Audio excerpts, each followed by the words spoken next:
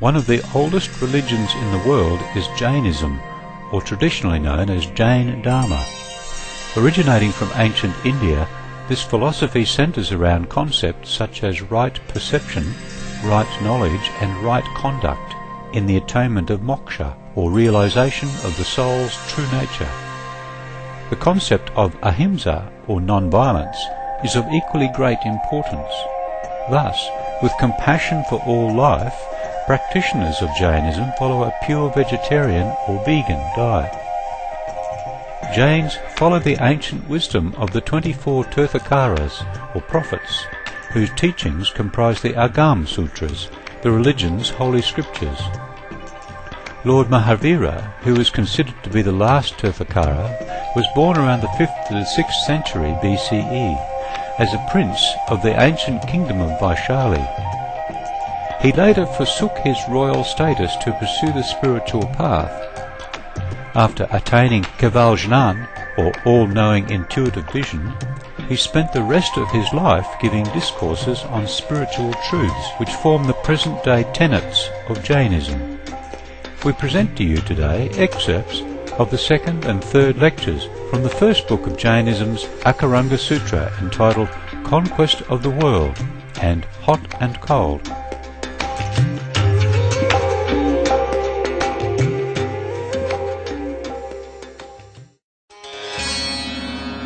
Sixth lesson. He who perfectly understands what has been said in the preceding lesson and follows the faith to be coveted should therefore do no sinful act, nor cause others to do one. Perchance he meditates a sin by an act against only one of the 6 aggregates of lives, but he will be guilty of sin against every one of the 6. Desiring happiness and bewailing much, he comes ignorantly to grief through his own misfortune.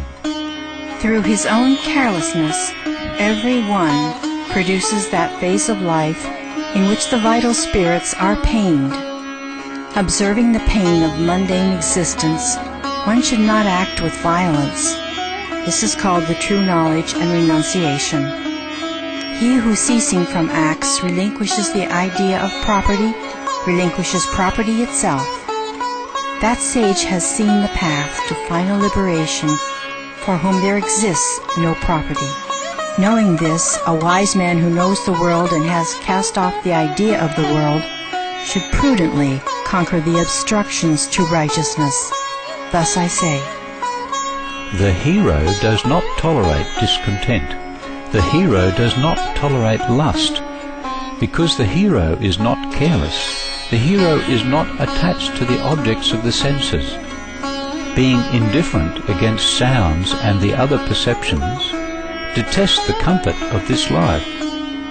A sage, adopting a life of wisdom, should treat his gross body roughly. The heroes who have right intuition use mean and rough food. Such a man is said to have crossed the flood of life, to be a sage, to have passed over the samsara, cycle of reincarnation, to be liberated, to have ceased from all activity. Thus I say, a sage is called unfit who does not follow the law and fails in his office. But on the contrary, he is praised as a hero. He overcomes the connection with the world. He is called the guide, or the right way. What has been declared to be here the unhappiness of mortals, of that unhappiness the clever ones propound the knowledge. Thus, understanding and renouncing acts, a man who recognizes the truth delights in nothing else, and he who delights only in the truth recognizes nothing else. As the law has been revealed for the full one, so for the empty one. As for the empty one, so for the full one. But he to whom the faith is preached will perhaps disrespectfully beat the preacher. Yet no, there is no good in this indiscriminate preaching. But ascertain before what sort of man he is, and whom he worships. He is called a hero who liberates the bound above, below, and in the sideway directions. He always conforms to all knowledge and renunciation, The hero is not polluted by the sin of killing. He is a wise man who perfectly knows the non-killing, who searches after the liberation of the bound. The clever one is neither bound nor liberated. He should do or leave undone what the hero does or does not do. He should not do what the hero leaves undone, knowing and renouncing murder of any kind and worldly ideas in all respects. He who sees himself needs no instruction, but the miserable and afflicted fool, who delights in pleasures and whose miseries do not cease, is turned round in the whirl of pains. Thus I say. Hot and cold. First lesson. The unwise sleep, the sages always wake. Know that in this world the cause of misery brings forth evil consequences. Knowing the course of the world, one should cease from violent acts. He who correctly possesses these sensual perceptions, that is, sounds and colours and smells, and tastes and touches, who, self-possessed, wise, just, chaste, and with right comprehension understands the world, he is to be called a sage, one who knows the law and righteous. He knows the connection of the whirl of births and the current of sensation with love and hate. Not minding heat and cold, equanimous against pleasure and pain, the Nigrunt, one who is freed from all ties, does not feel the austerity of penance. Waking and free from hostility, a wise man, thou liberatest thyself and others from the miseries. But a man always benighted, subject to old age and death, does not know the law. Seeing living beings suffering, earnestly enter a religious life. Considering this, O prudent one, look. Knowing the misery that results from action, the deluded and careless one returns to life, disregarding sounds and colours upright, avoiding Mara, hindrance. One is liberated from death. Carefully abstaining from pleasures and ceasing from bad works, he is a hero, guarding himself, who is grounded in knowledge. He who knows the violence done for the sake of special objects knows what is free from violence. He who knows what is free from violence knows the violence done for special objects. For him who is without karman, retribution, there is no appellation. The condition of living beings arises from karman. Examining karman, retribution, and the root of karman, that is, killing, examining it and adopting its contrary, he is not seen by both ends. Knowing this, a wise man who knows the world and has cast off the idea of the world should prudently conquer the obstructions to righteousness. Thus I say. Second lesson. Look, sir, at birth and old age here. Examine and know the happiness of the living. Thence the most learned, knowing what is called the highest good, he who has right intuition commits no sin. Undo the bond with mortals here. He who lives by sins is subject to both. Desirous of pleasures, they heap up karman, retribution. Influenced by it, they are born again.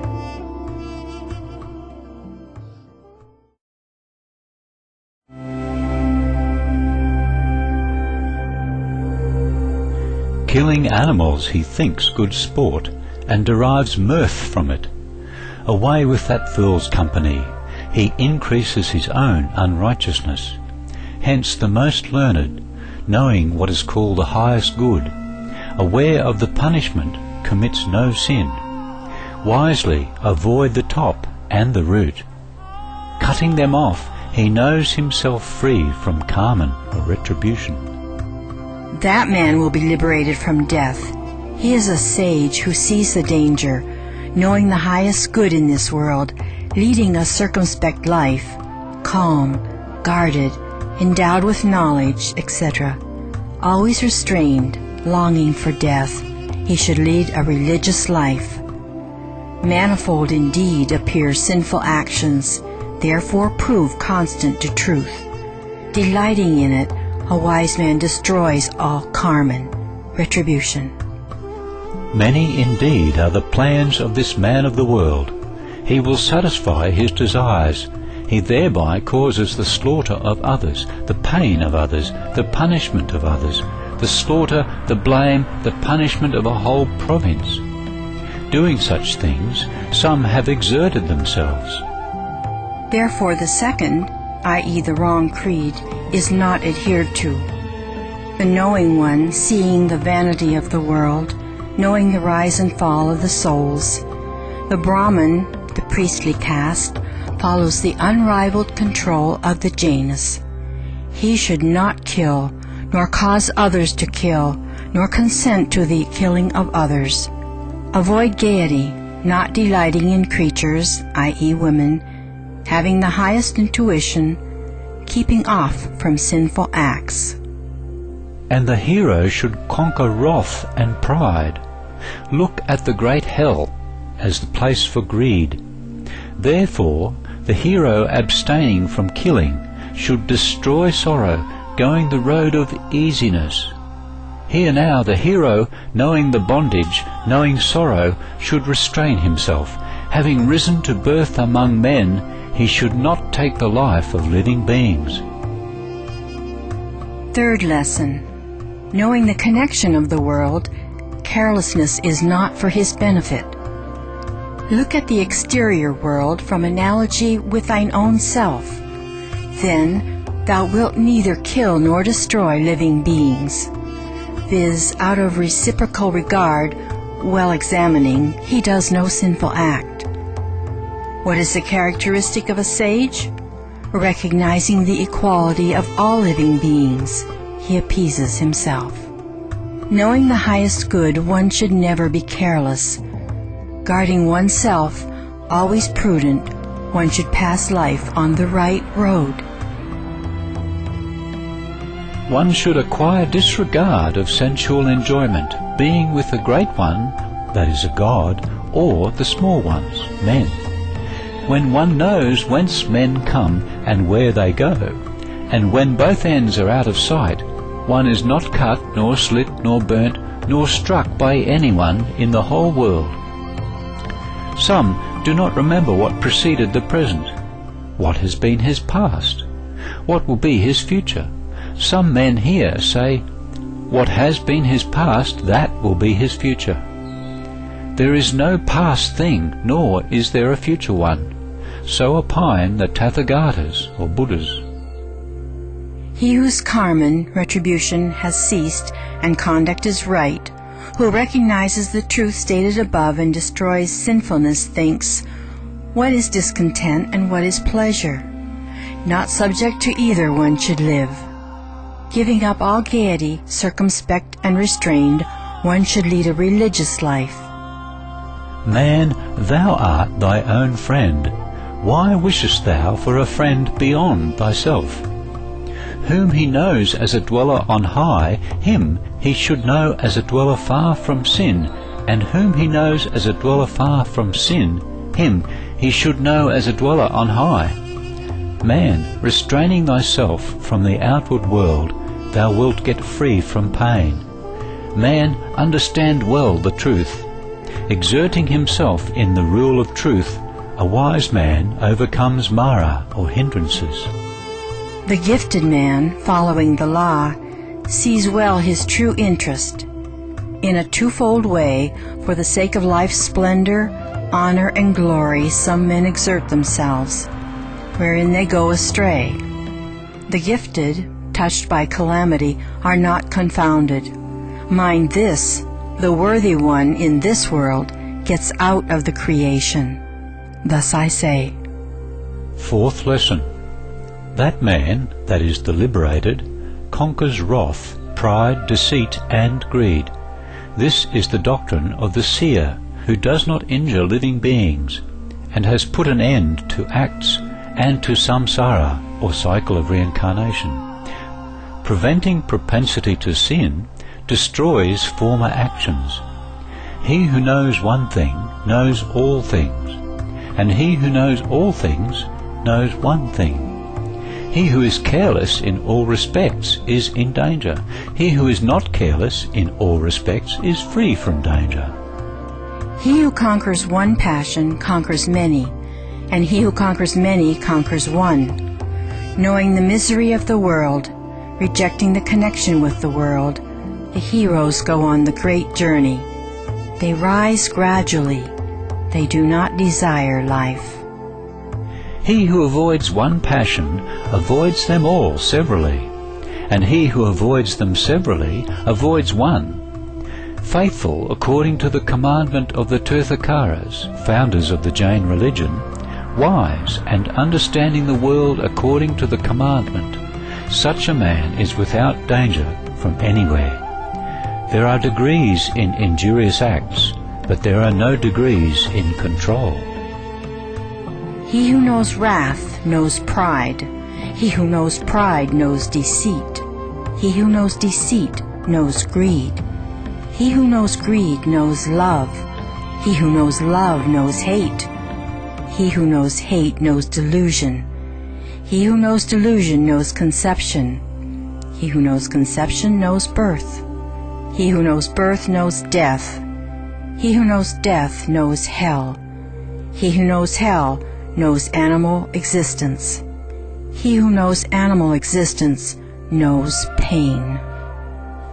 Therefore a wise man should avoid wrath, pride, deceit, greed, love, hate, delusion, conception, birth, death, hell, animal existence, and pain. This is the doctrine of the seer, who does not injure living beings, and has put an end to acts and to samsara, or cycle of reincarnation. Preventing the propensity to sin destroys former actions. Is there any worldly weakness in the seer? There exists none. There is none. Thus I say.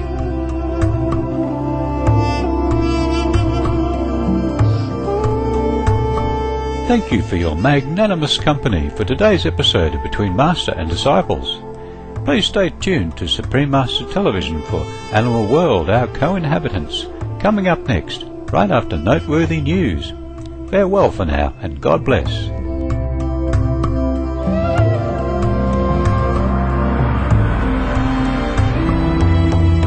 For more details, please visit www.suprememastertv.com/BMD.